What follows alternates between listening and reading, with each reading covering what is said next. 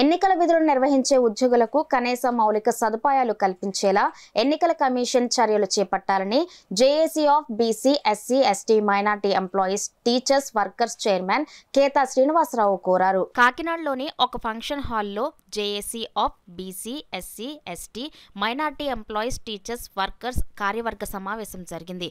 కార్యక్రమానికి regional chairman వి కాంతారావు అధ్యక్షత వహించగా రాష్ట్ర చైర్మన్ కేతా శ్రీనివాసరావు ముఖ్య అతిథిగా పాల్గొన్నారు.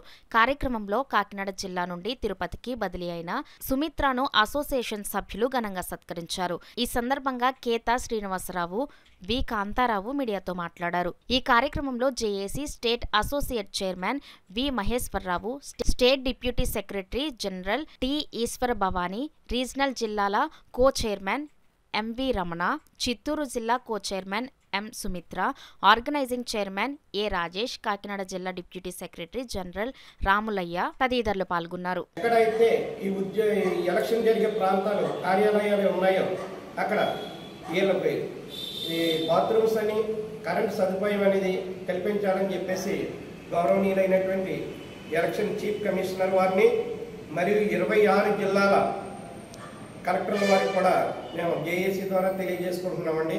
ఇప్పుడు అదే మ్యాటర్ని నేను ఎలక్షన్ చీఫ్ కమిషనర్ గారు కూడా నేను లెటర్ రాయడం జరిగింది. ఇదే లెటర్ 26 జిల్లాల కలెక్టర్లు కూడా పంపిస్తున్నాము.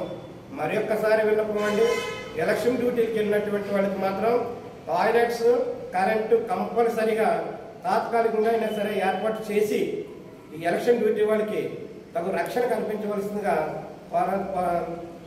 చేయవలసిందిగా తెలియజేస్తున్నాను.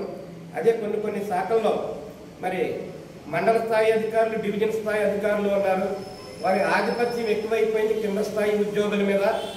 ఏదో అనుకుంటున్నారు మీరు, నేను ఒక డిఈ క్యాడర్లో ఉన్నాను, లేకపోతే నేను ఏఈ క్యాడర్లో ఉన్నాను, నేను ఏది చేస్తుంది చెల్లుతుందని అనుకుంటున్నారు మీరు. మీ వల్ల చాలామంది నష్టపోతున్నారు. చాలామంది కూడా ఉద్యోగాలు వదిలిసిపోయే పరిస్థితి తప్పిస్తున్నారు మీరు.